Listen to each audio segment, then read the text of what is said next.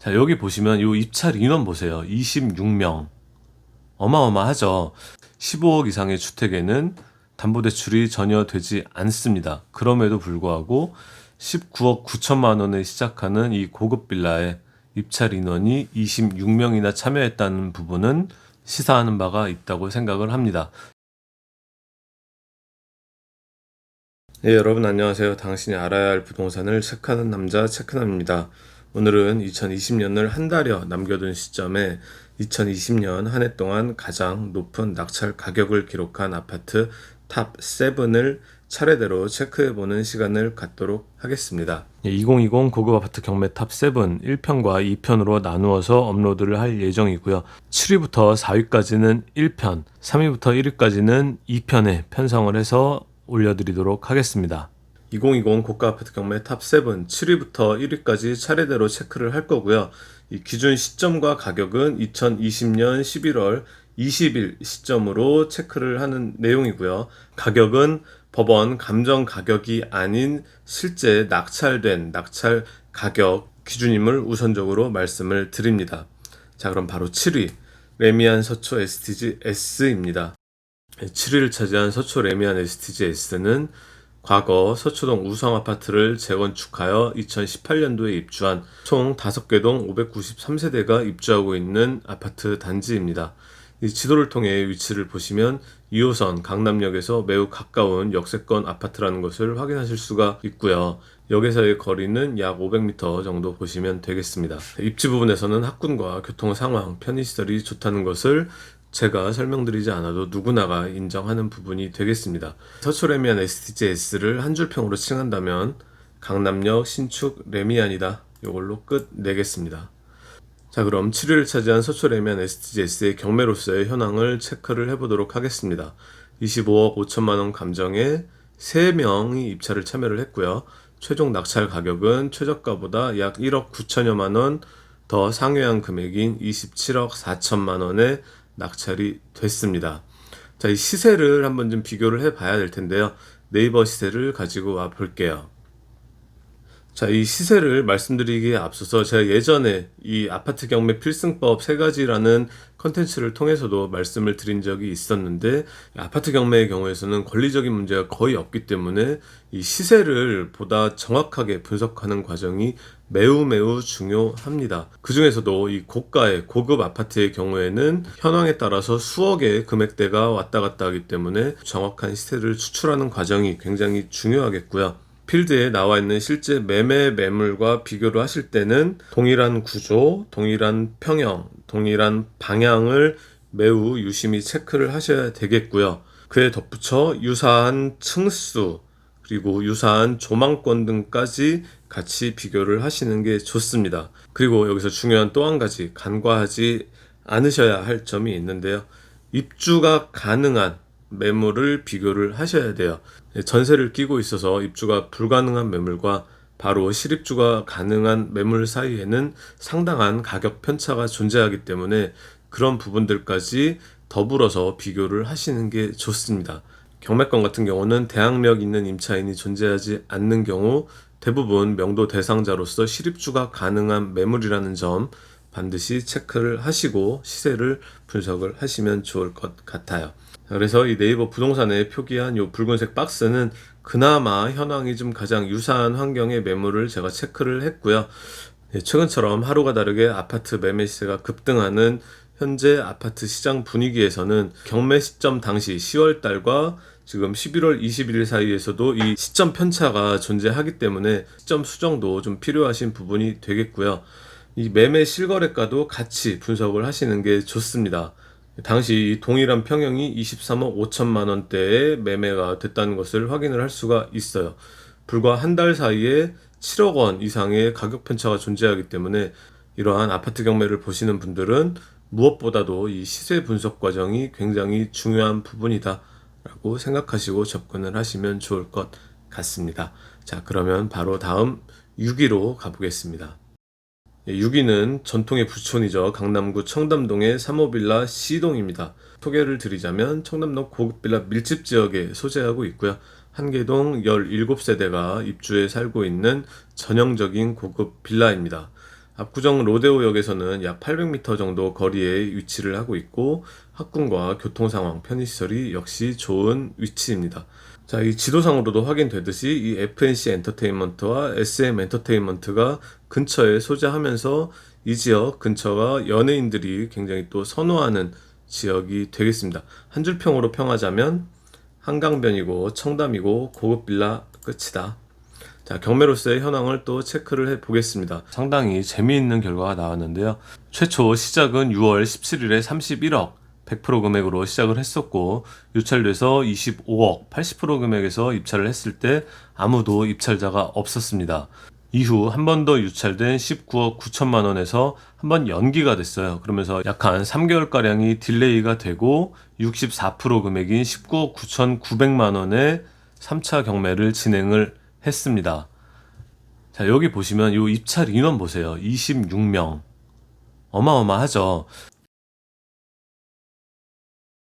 현재 정부의 강력한 대출 규제로 인해 15억 이상의 주택에는 담보대출이 전혀 되지 않습니다. 그럼에도 불구하고 19억 9천만 원에 시작하는 이 고급 빌라에 입찰 인원이 26명이나 참여했다는 부분은 시사하는 바가 있다고 생각을 합니다. 자, 이 26명 중에 일단 차순위 금액부터 볼게요. 27억 3,300만 원이에요. 자, 2차 금액이 25억이었거든요.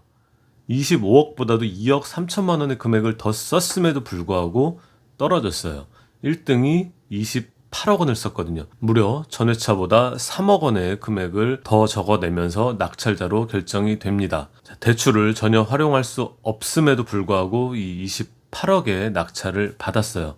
그리고 또 하나 여담인데 이 낙찰자 이름이 그 유명한 개그맨 분의 부인분 이름과 똑같더라고요. 뭐 동명이인일 수도 있지만 워낙 입지 자체가 연예인들이 선호하는 지역이기 때문에 혹시나 그분이 낙찰을 받은 것이 아닌가라는 추측도 한번 해봤습니다. 자, 그러면 시세를 같이 한번 좀 비교해 보실게요. 네이버 시세 가지고 올게요. 자, 보시면 해당되는 매물이 없어요. 아무래도 이 한계동 17세대의 고가의 이 고급 빌라이다 보니까 매매 사례가 많지 않은 것을 확인할 수가 있었고요. 그래서 과거 실거래가는 어느 정도 됐었는지 확인을 한번 해봤는데 실거래 사례도 많지는 않았습니다.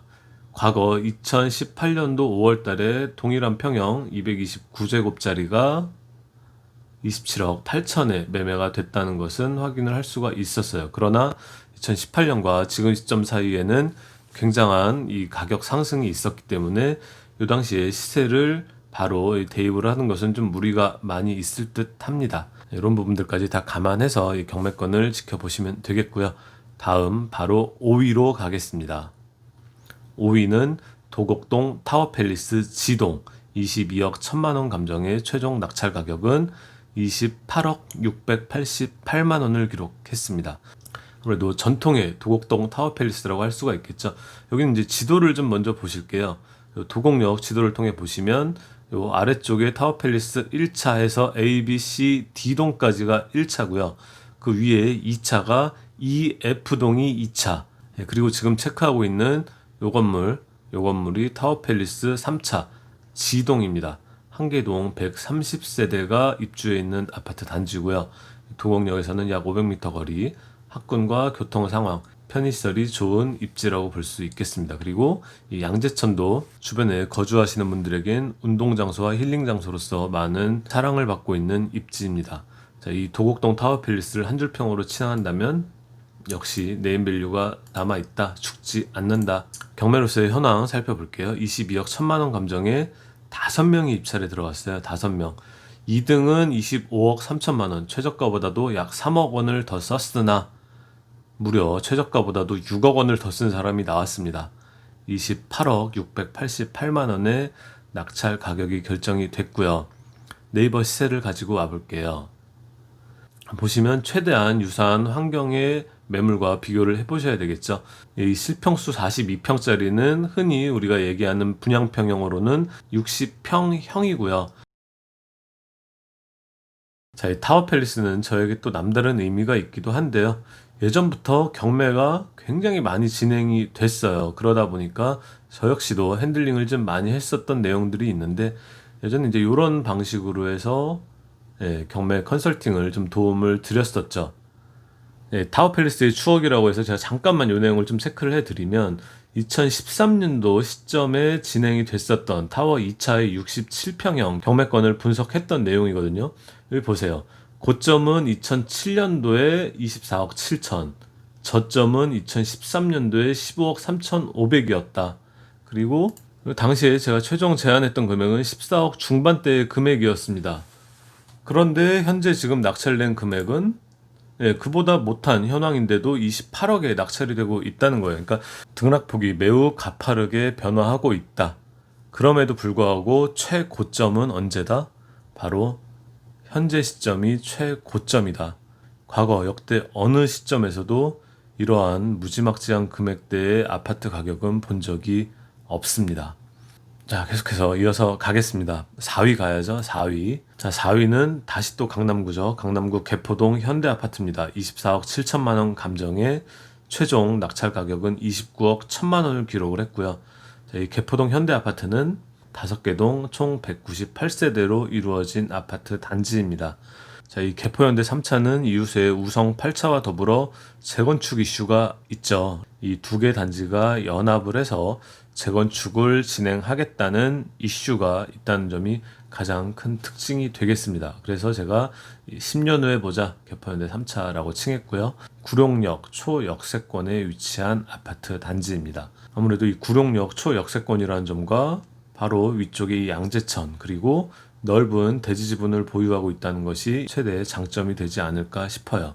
한 줄 평으로 칭한다면 쾌적한 환경과 투자와 실거주를 겸할 수가 있는 아파트 단지다 라고 칭하겠습니다. 자, 그럼 경매 현황을 좀 보실게요. 최초 24억 7천만 원 감정에 11명이나 입찰에 참여를 했습니다. 최종 낙찰 가격은 29억 1천만 원. 어마어마하죠. 이 11명. 앞서도 말씀을 드렸지만 15억 이상은 대출이 안 됩니다. 이렇게 현금 부자들이 많다는 거. 정부의 집값 규제 정책을 비웃듯이 이렇게 많은 사람들이 이 어마어마한 금액을 써내면서 아파트 경매에 입찰을 하고 있다는 점 눈여겨보시면 좋을 것 같아요. 네이버 시세 가지고 올게요. 이 붉은 박스로 표기된 이 59평형 가장 좀 유사한 현황에 나와 있는 매물이 32억 수준의 형성이 되어 있었습니다. 매매 실거래가는 2018년도 10월에 23억 찍었고 이후로는 거래되는 동향이 많지가 않았어요. 대지 지분도 35평으로 매우 훌륭하죠. 이런 향후 투자와 실거주를 모두 갖춘 아파트로서 경쟁력이 있다라고 판단을 하시는 분들은 이런 식으로 입찰에 참여하고 있구나라는 점을 체크하시면 좋을 것 같습니다.